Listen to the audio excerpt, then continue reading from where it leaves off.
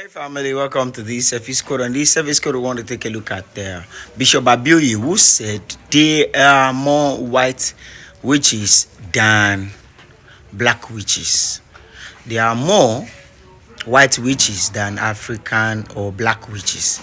That whenever he travels, he always whenever he enter a flight, he always pray against white witches, pray against whenever I get to the another country outside Nigeria, he always, when he gets to the hotel, he always pray, speak into the air, so that the white witches will not come close or hurt the flight or hurt anyone around. So he said there are more white witches than black witches. Witch and witchcraft, they are everywhere. They are mostly more white than the black. I'm talking too much. Watch the video. Already. In fact, there are more white witches than black witches today.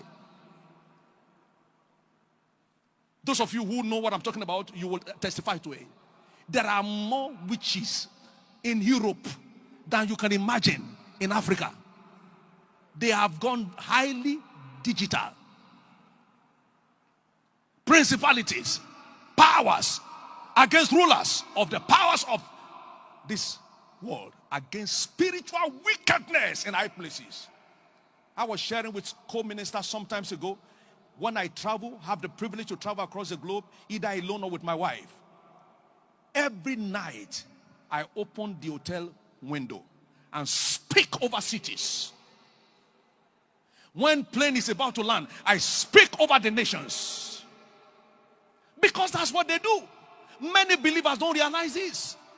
They make enchantments over cities, over communities, to possess cities, to possess towns. But here we are as believers, we are keeping quiet.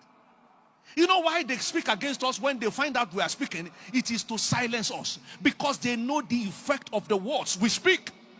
They know about spiritual authority that many people in the church knows. We need to grow from being casual and become as deep as possible in the realm of the spirit. Everywhere I go, I speak into the air. When I'm in an hotel lift, I speak, so that anybody who comes in after I've left will know that something transpired there. On the street where you live, you need to possess. In the compound where you live, you need to demonstrate your authority. I'm not saying that you should go around and be speaking like somebody who has lost his mind. Are you hearing me at all? I'm saying you should, in the evening, for instance, you can walk on your street and speak in the realm of the spirit. It doesn't have to be loud to be effective. It only has to be sound, strong. In your offices, go there early, resume early, take full charge of the place before others will come. So you can take full charge of the forces of darkness that do not want you to rise there. Against the rulers of darkness in this world, against spiritual wickedness in high places. Wherefore, take unto you the whole armor of God, that he may be able to withstand in the evil day. Remember, Jesus said every day is filled with evil. Every day is filled with evil. Matthew 6:34. Every day is filled with evil, that you may be able to withstand in the evil day. For you to pray against evil day is not impossible. You rather need to equip yourself to rule over evil days. You equip yourself to rule over them. You don't pray away evil days. You get equipped to rule over evil days. That he may be able to withstand in the evil day. And haven't done all to keep standing. After the battle, you are still standing. They are wondering you are still standing. They have concluded you will fall. They found that you are still standing. I'm talking about someone here for 2025. You will keep standing. In January, you'll be standing. In February, you'll be standing. In March, you'll be standing. In April, you'll be standing. Up until December 2025, you will keep standing. keep standing. You keep standing. Jesus stood all through his ministry life. Nobody could withstand him. He stood all through. He never bowed to any authority. He never bowed to kings. He respected kings. But when kings wanted to mess him up, he spat on their faces. He stood. He stood. So may I stand? Let me hear you very well. What makes a building to stand? Foundation. What makes destiny to stand? Spirituality. Spirituality. What makes a building, a physical building to stand? Foundation. What makes a destiny to stand? Spirituality. Peter stood. A local fisherman. They handed over the temple to him. He was too strong for them. They could not move him. They could not resist him. They could not stop him. Let's get back to develop our spiritual stamina. For by strength shall no man prevail. 1 Samuel chapter 2 verse 9. Zechariah chapter 4 verse 6. It is not by might nor by power, but by my spirit, saith the Lord of hosts. Say loud amen. I didn't hear your amen. Make your amen very loud now. Make your amen highly spiritual.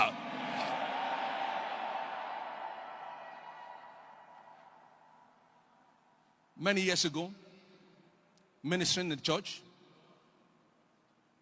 after the service, somebody was brought to me. What was his mission? He said he came to church with a ring on his finger.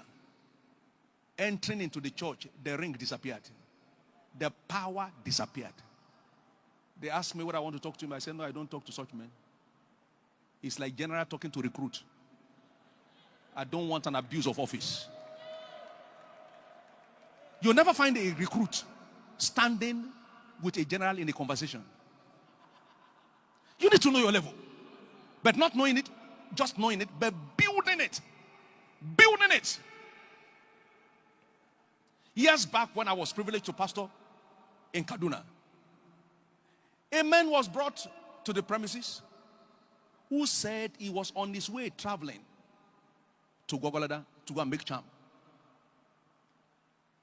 And on his way, according to him, he saw me appear and said, get back or you die. Get back or you die. And I was saying, Lord, how? I'm in my office, doing my own work. And the Spirit told me that that is the effect of your spiritual territorial command. He was misbehaving around my territory. My spirit went and caught him. That is what you must understand. You build up your level from local champion to territorial commander. You build it up. You build it up. In the military, the journey to becoming a general is not a casual journey. You go through the academy. After 4 or 5 years, as the case may be, you become second lieutenant. You are not even qualified to be a lieutenant. They second you. You are second. You are on probation. And then you graduate. And they start promoting you. And you go for junior course. Junior, officer course. And then from there, they graduate you gradually. You become a captain. You become a major. And from major, you'll be sweating. You'll be panting. Through different trainings and exercises. And then you manage to become a lieutenant colonel. And then from there to a colonel. And then you now go for a major course where you hardly sleep for more than 2-3 hours in 24 hours. They bombard you with different programs and courses and travels and projects. After that, the line is drawn. Those who won't climb to general, they know from that school, there's no point believing God, there's no point praying. You resign. You stop. And they have a program to prepare you for retirement.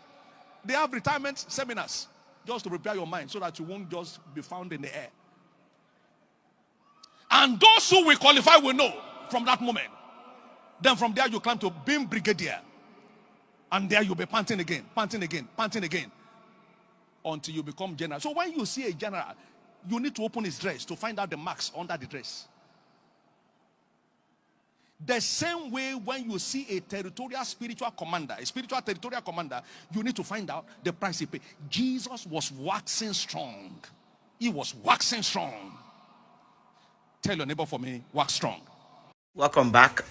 Do you believe we have white witches and black witches? Do you in any way believe that we have white witches and black witches? Or do you by any means or by any ways know that? And he was saying that some of you understand it. Like some of you understand that you know people that are white witches, or you have experienced it before, or you are black witch, or some of your colleagues in abroad are white witches. I don't know. So because he said some of you know what I'm talking about. Like me, I don't know what he's talking about. I have never experienced white witches before. I have never experienced black witches before. I've never experienced anything called witch before. I don't even believe in it. So I don't know if most of you believe anything called black and white witches, and or if you believe that there are more white witches than the black witches. Drop it in the comment section. Let's interact. Thank you for watching. Don't forget to comment, subscribe, and share. God bless.